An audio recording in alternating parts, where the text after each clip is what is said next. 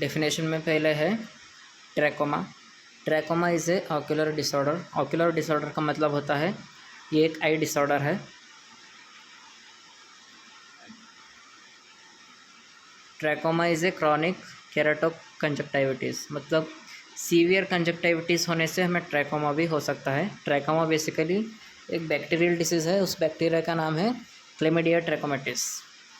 It affects the superficial epithelium of conjunctiva and cornea simultaneously.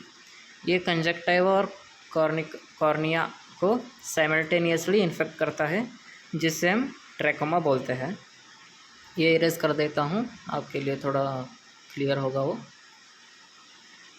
ये superficial epithelium, जिससे हम conjunctiva भी बोलते हैं, और कॉर्निया को साइमल्टेनियसली मतलब दोनों को एक साथ अटैक करता है, इसे हम ट्रैकोमा बोलते हैं।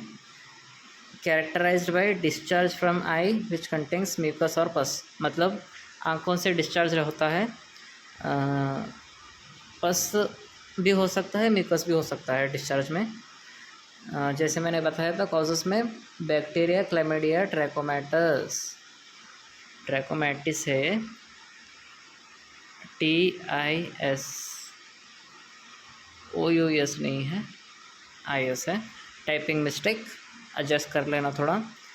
जिनके घर में पूर हाइजीन होता है उनको ये ज़्यादा हो सकता है, जो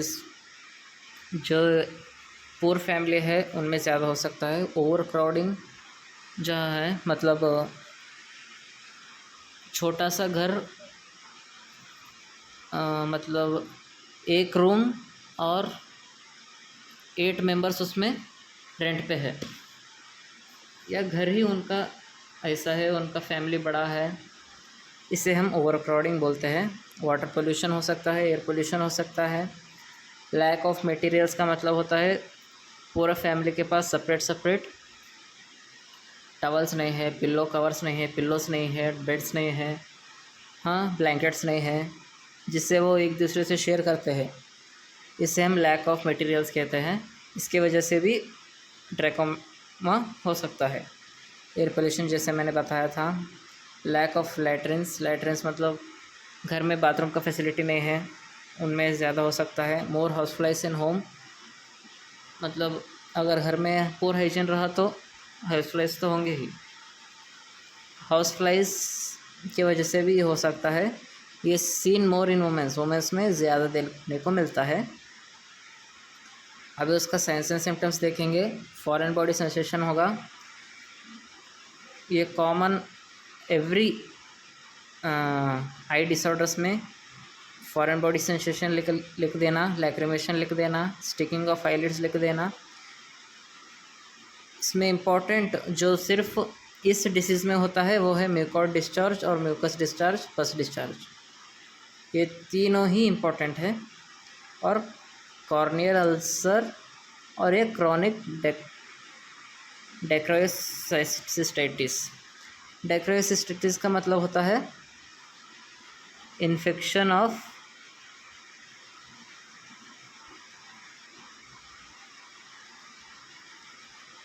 लैक्रिमल ग्लैंड्स।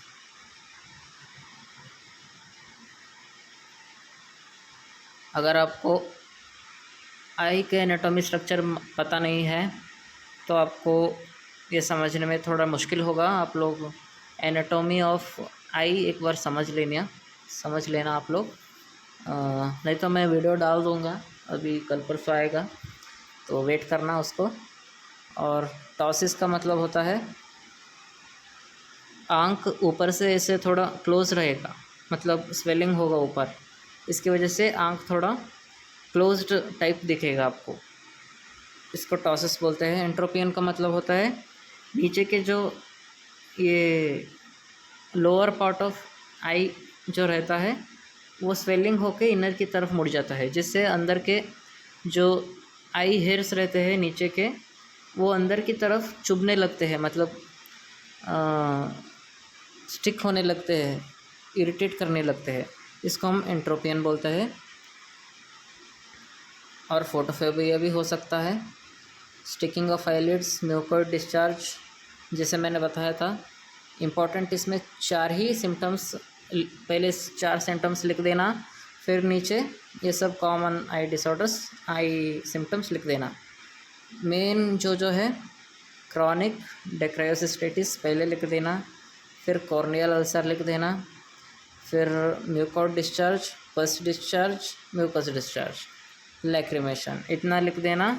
फिर कॉमन ऑक्यूलर सिम्टम्स को जो भी हैं वो लिख देना, जैसे फोटोफोबिया है, टॉसिस है, एंट्रोपियन है, सीवियर पेन है, ये सब लिख देना। फिर इसमें स्टेजेस है, 5 स्टेजेस। फर्स्ट स्टेजेस में अकॉर्डिंग टू हु का मतलब होता है, जैसे आपको पता होगा, वर्ल्ड हेल्थ ऑर्गेनाइजेशन।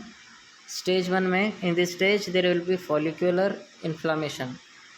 यहाँ पे इस स्टेज में पहले तो इन्फेक्शन होगा कंजक्टाइवा को। फिर सेकेंड स्टेज में in this stage there will be intense inflammation होगा इस पर। इसमें हम इरिटेशन देखने को मिलता है, स्वेलिंग ऑफ आईलिड्स भी देखने को मिलता है इसमें।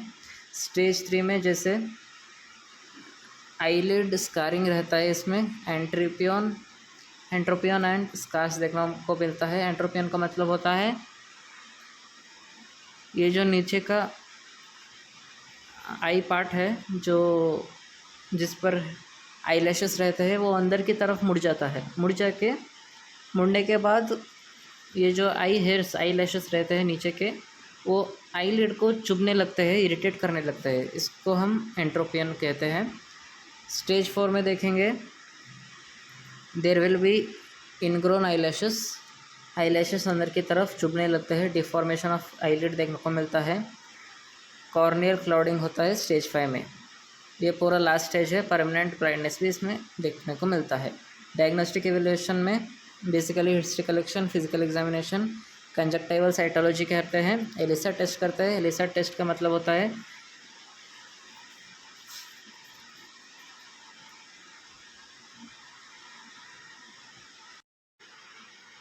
Enzyme linked immunosorbent assay test, ये एक टेस्ट करते हैं। पीसीआर टेस्ट करते हैं।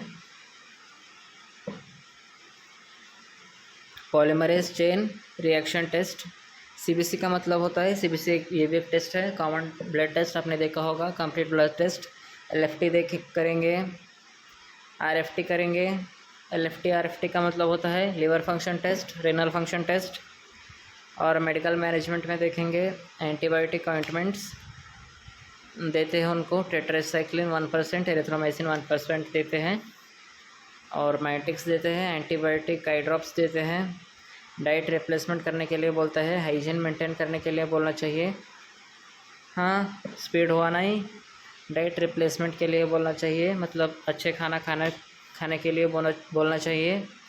हाइजीन मेंटेन करने के लिए बोलना चाहिए, मतलब सेपरेट सबको होम्स में separate towel, separate blanket, separate pillows, separate bedsheets provide करना चाहिए। और लाइफस्टाइल चेंज करना चाहिए, मतलब स्मोकिंग, अल्कोहल कम करना चाहिए। इसका सर्जिकल मैनेजमेंट है बिलामेलर टार्सल रोटेशन, ये ट्रैकेसिस डिक्रीज़ करने के लिए किया जाता है, एक सर्जरी है, आई सर्जरी। और एज़ पर ये एक नेशनल प्रोग्राम है हू की तरफ से, वर्ल्ड हेल्थ ऑर्गेनाइजेशन की तरफ से। उसने 4 स्टेप्स निकाले हैं ट्रैकोमा को डिक्रीज़ करने के लिए। पहला, ये इस मेथड को हम बोलेंगे सेफ़ मेथड। यस का मतलब होता है सर्जरी। सीवियर होने से पहले हमें सर्जरी कर लेनी चाहिए, नहीं तो ट्रैकियासिस हो सकता है और परमानेंट ब्लाइंड भी क्लाइंट हो सकता है। इसलिए prevention is better than cure. तो पहले ही आपको सर्जरी कर लेना चाहिए, डरना नहीं चाहिए। एंटीबायोटिक्स लेना चाहिए, ए से एंटीबायोटिक्स, एफ से फेशियल क्लीननेस मेंटेन करना चाहिए, और ई से एनवायरमेंटल हाइजीन एंड सैनिटेशन कर लेनी चाहिए अपने घर को, और अपने एनवायरनमेंट को सेफ़ और क्लीन रखना चाहिए, जिससे क्लैमिडिया ट्रैकोमैटस नहीं कॉज हो सकता। तो आज की क्लास में इतना ही। तो मेरे चैनल को सब्सक्राइब कर लेना, और अभी रेगुलर रहने का कोशिश कर रहा हूँ, तो डेली एक वीडियो आएंगे। आप लोग रेडी रहना। डेली नाइट 11 और 12 के बीच में नाइट टाइम मैं डाल दूँगा, तो आप लोग सब्सक्राइब करके रख देना, और आपको कौन सा टॉपिक होना वो भी कमेंट करके लिख देना। So thank you. सब्सक्राइब करना मेरे चैनल को, लिंक डिस्क्रिप्शन में मिल जाएगा। Peace out.